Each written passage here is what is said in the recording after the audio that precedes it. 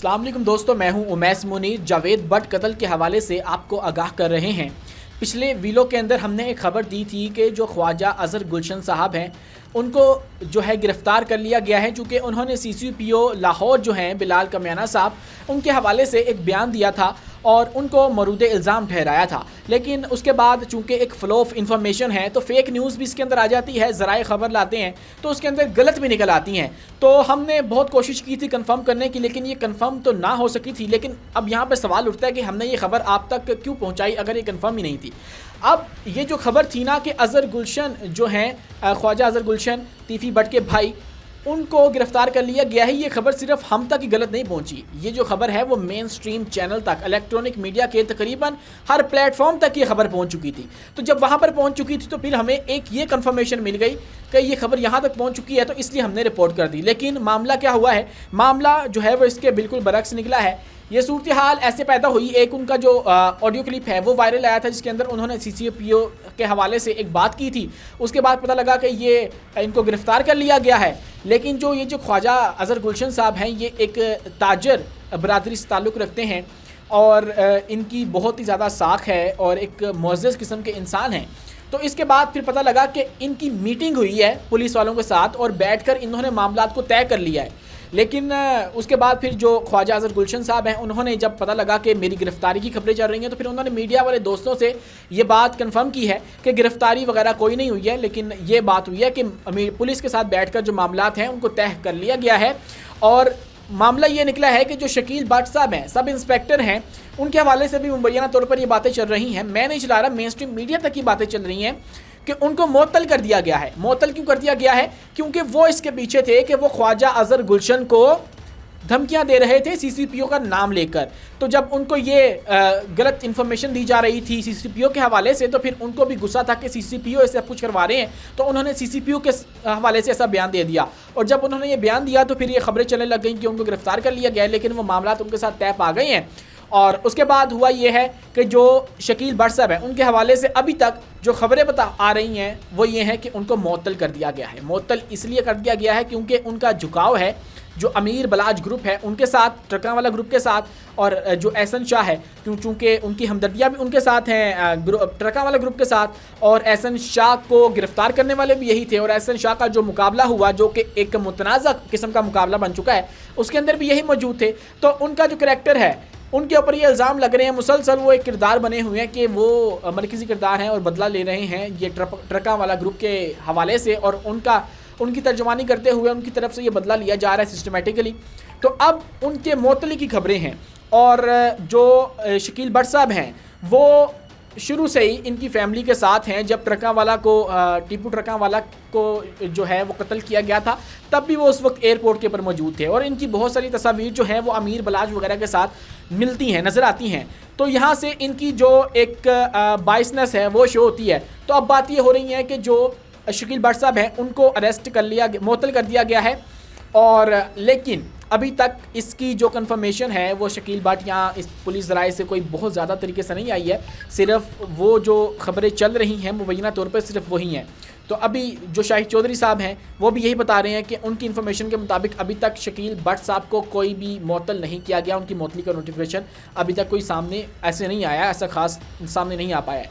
तो अब जहाँ पर ये सब कुछ हो रहा है तो हम भी फेक न्यूज़ का शिकार हुए और जो ख्वाजा अज़हर गुलशन साहब हैं उनकी इन्फॉर्मेशन हमसे भी गलत चली गई। तो उसके लिए आपसे माजरत चाहते हैं। जब सब इतने बड़े बड़े इदारे इसका शिकार हो सकते हैं तो हम भी इसकी ज़द में आ गए। ज़ाहिर है इंसान है, गलती हो जाती है। तो अब जो लेटेस्ट अपडेट है वो ये है कि पुलिस ने फैसला किया है कि इस शहर के अंदर से जो गैंग वार है उसका खात्मा करना है। और गैंग वार का खात्मा किस तरह करना है? खात्मा इस तरह करना है कि एक कानून है 3MPO, हम सब उससे वाकिफ़ हो चुके हैं जब से PTI के ख़िलाफ़ क्रैकडाउन शुरू हुआ। और उसके मुताबिक जो भी शख्स पब्लिक सेफ्टी को जो है वो हार्म करता है या जो पब्लिक मेंटेनेंस है उसको जो है वो डिस्टर्ब करता है और एक ऑर्डर को ख़राब करता है, तो फिर जो यानी कि फसाद फैलाता है, तो उसको पुलिस अरेस्ट कर सकती है। हमारी जो रियासत है उसको अरेस्ट कर सकती है 3 माह के लिए।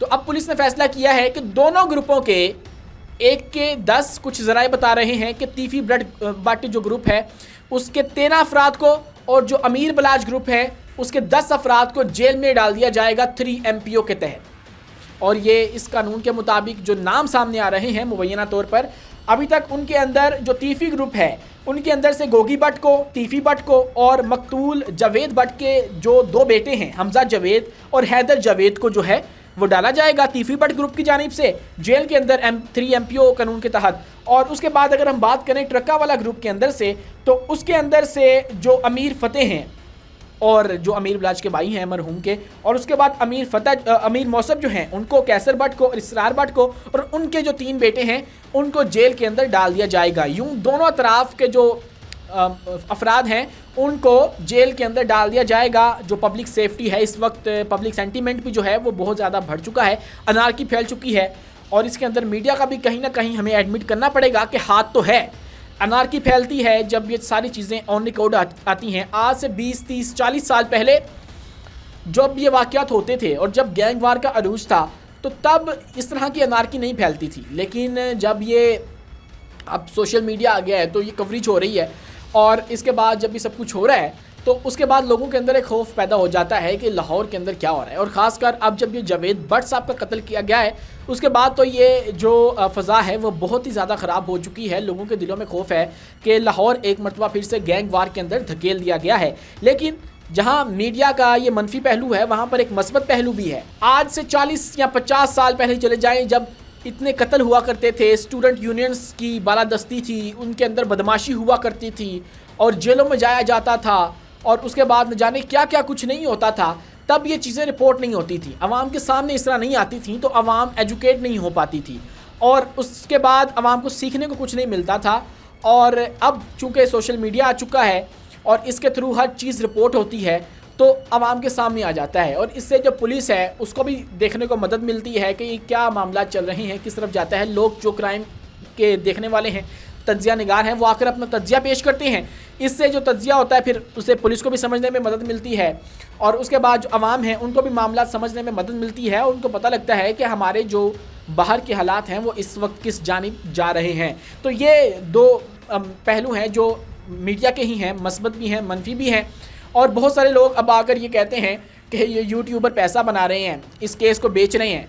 तो अब एक तो ये बात तो सच है, बिल्कुल यूट्यूबर जो हैं वो बेच रहे हैं क्योंकि ये जो मामला है एक तो ये मामूली मामला नहीं है और दूसरा ये पब्लिक इंटरेस्ट का मामला है। लोग देख रहे हैं तो इसलिए लोग इस पर काम कर रहे हैं और इसके बाद लोगों को आगाह करना उनके इर्द गिर्द क्या चल रहा है और इन गैंग्स की हकीकत खोलना। आज से 40 साल पहले चल जाओ जब ये दुश्मनी शुरू हुई थी तो फिर अभी उनका तीफ़ी भट्ट वगैरह का जो किरदार था वो उस तरह से वाज़े नहीं हो पा रहा था, या ट्रका वाला ग्रुप का जो किरदार था वो वाज़े नहीं हो पा रहा था जिस तरह आज हो रहा है। लम्हे लम्हे की जो इन्फॉर्मेशन है वो आवाम तक पहुँच रही है और उसके बाद तमाम तर जो अपडेट्स होती हैं उसे आगाह किया जाता है और लोगों को बाखबर रखा जाता है, जिससे लोग कुछ ना कुछ सीखते भी हैं कि अगर ये मामला इस तरह हो रहा है तो हमें क्या करना चाहिए और इनसे डरना चाहिए या नहीं, और ये अगर इस तरह की सूरत हाल पैदा हो जाए तो फिर क्या करना चाहिए। तो बहुत सारे जो पहलू हैं उनको साथ साथ लेकर चलना पड़ता है। सिर्फ इस तरह कह देना आके कि मीडिया इसको बेच रहा है या मीडिया की वजह से सब कुछ हो रहा है, ये भी बिल्कुल गलत होगा। जाहिर है मीडिया का जो मॉडल होता है वो बिज़नेस मॉडल होता है तो उसके तहत उसमें चलना होता है। तो सारा मामला ऐसा नहीं होता कि सब कुछ मीडिया ने करवाया है। ये दुश्मनी मीडिया की वजह से शुरू नहीं हुई थी। बहुत सारे लोग आकर यूट्यूबर्स को जो है वो ये कहना शुरू कर देते हैं कि यूट्यूबर्स जो हैं वो इसको मामले को हाइप दे रहे हैं, जबकि रोज़ाना इस केस के अंदर जो है वो नई अपडेट आती है और अभी तक जो असल कातिल है वो गिरफ्त में नहीं आ सके हैं और ना गिरफ्त में क्या आना है उनके हवाले से अभी तक क्लियर ही नहीं हो पाया कि है कौन। ये भी कहा जा रहा है कि कोई थर्ड पार्टी है, जो हमने शुरू में आपको कह दिया था। अब माहिरीन इस हवाले से कह रहे हैं कि कोई थर्ड पार्टी हो सकती है क्योंकि जो ट्रका वाला ग्रुप है जावेद भट्ट के कत्ल के पीछे से उन्होंने हाथ उठा लिया, उन्होंने बता दिया कि हम नहीं हैं। कैसर भट्ट वाज़े तौर पर कह चुके हैं कि हमने इस अगर कत्ल किया होता तो हम इसको ऑन करते, बरमला आकर इसका इजहार करते, लेकिन अगर हम नहीं कर रहे हैं तो इसका मतलब है कि हम नहीं हैं। तो इस कत्ल के पीछे कौन है तीसरी पार्टी जो इन दोनों ग्रुपों को लड़वा कर अपना फ़ायदा हासिल करना चाहती है। ये काम पुलिस का है और पुलिस इसके ऊपर एक्टिव हो चुकी है।